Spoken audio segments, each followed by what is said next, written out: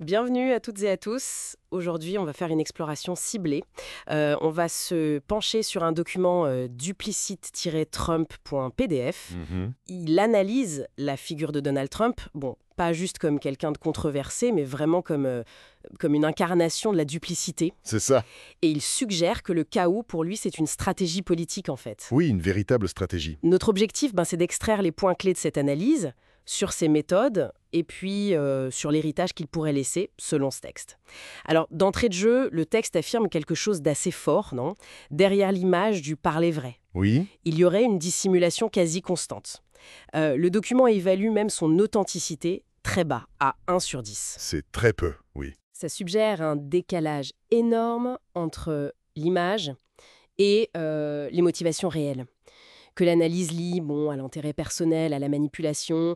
Comment est-ce que le document développe ça, cette idée de manipulation ? C'est là qu'arrive ce que le document appelle la stratégie du chaos. Ah oui. L'analyse suggère que ce ne sont pas juste des erreurs, quoi. C'est une tactique. Délibéré ? D'accord. En multipliant les déclarations qui se contredisent, en attaquant de front les médias, les institutions, Mhm. l'objectif décrit, ce serait pas de rassembler, au contraire, ce serait de polariser, de semer la confusion. Et cette confusion servirait à quoi, d'après eux ? Elle permettrait de consolider sa base, ses soutiens les plus fidèles, et en même temps, de remettre en cause les repères collectifs. La confiance dans les sources d'information classiques, par exemple. Et le document va même plus loin sur ce point précis, il me semble. Il fait un parallèle. Exactement.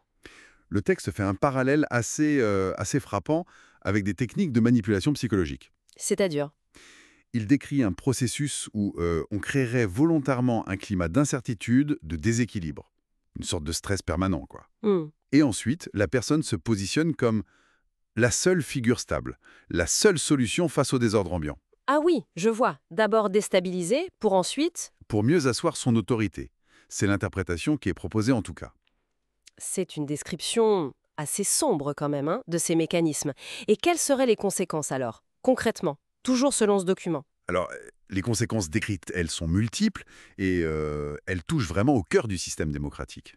Hmm. L'analyse parle d'institutions importantes, la justice, le Congrès, la presse, qui se retrouveraient fragilisées. Fragilisé comment ? Pas forcément par des actions directes, des lois, etc., mais plutôt par une érosion lente, progressive, de la confiance du public. D'accord. Le simple fait de les attaquer tout le temps, de les décrédibiliser, ça suffit à les affaiblir aux yeux d'une partie de la population. Donc un impact direct sur la confiance.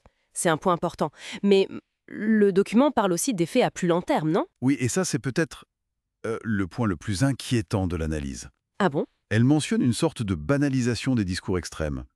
L'idée que, les règles du jeu démocratique, on peut les contourner, finalement, sans trop de conséquences. Une normalisation, en quelque sorte. C'est ça. Et plus profondément, le texte pointe un risque d'impact sur... Sur plusieurs générations. Ah oui, comment ça ? L'idée s'installerait que la vérité, les faits, ça a moins d'importance que la perception, l'émotion. Et ça, selon l'analyse, ça contaminerait le débat public. Ça affaiblirait les bases de la démocratie sur la durée.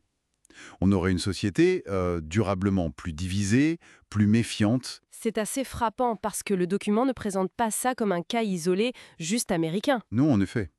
L'analyse suggère que ce qu'elle nomme le modèle Trump, donc combiner la rhétorique agressive, la désinformation, la polarisation, la défiance envers les institutions, Oui. tout ça, ça ferait des émules. Ça inspirerait d'autres leaders populistes un peu partout dans le monde. Qui adapterait ses méthodes. Oui, qui les adapteraient à leur contexte.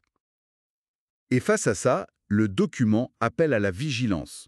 Une vigilance collective, à défendre les institutions démocratiques contre ce qu'il appelle les mirages du simplisme autoritaire. D'accord. Il insiste sur le fait de ne pas sous-estimer ses stratégies. Exactement. Alors, si on essaie de résumer un peu la perspective de cette source, comment comprendre tout ça ? Quelle est la conclusion principale ? La conclusion du document, elle insiste sur un point. Ils disent que ce n'est pas une analyse partisane. Ah, d'accord. Ils présentent ça plutôt comme un diagnostic. Selon eux, la figure de Trump, ce serait moins la cause que le symptôme. Le symptôme de quoi ? D'une tendance plus large, la montée en puissance de la manipulation, de la désinformation comme outil. Des outils stratégiques pour prendre le pouvoir et le garder dans nos démocraties actuelles. Donc, Si je résume l'argument central, les méthodes politiques décrites dans ce document et attribuées à Trump, elles représenteraient un vrai défi. Un défi aux normes démocratiques, à la confiance, Oui, un défi majeur. avec des répercussions potentiellement longues, durables, qui questionnent même, au fond, la place de la vérité en politique. C'est tout à fait ça. L'analyse souligne bien la fragilité possible de nos systèmes face à ces nouvelles formes de contestation, on pourrait dire. Pour celles et ceux qui voudraient peut-être creuser un peu plus ces thèmes, le document lui-même donne quelques pistes, quelques références. Oui, il mentionne par exemple le documentaire The Great Hack. Ah oui, sur Cambridge Analytica et l'utilisation des données. Exactement. Ou alors le livre d'Anne Applebaum, La stratégie du chaos, qui analyse des tendances un peu similaires. D'accord, des pistes intéressantes. Et puis pour finir, peut-être sur une note un peu plus réflexive, le document pose une question. Une question qui fait réfléchir et qu'on peut reprendre ici. Oui. Il demande « Et si l'Europe, peut-être sous d'autres formes, avec ses propres particularités, et si l'Europe vivait, en ce moment, son propre moment Trump ?» C'est une question ouverte. Oui. Une interrogation qui invite à regarder nos propres paysages politiques, peut-être avec un œil un peu différent à travers ce prisme-là.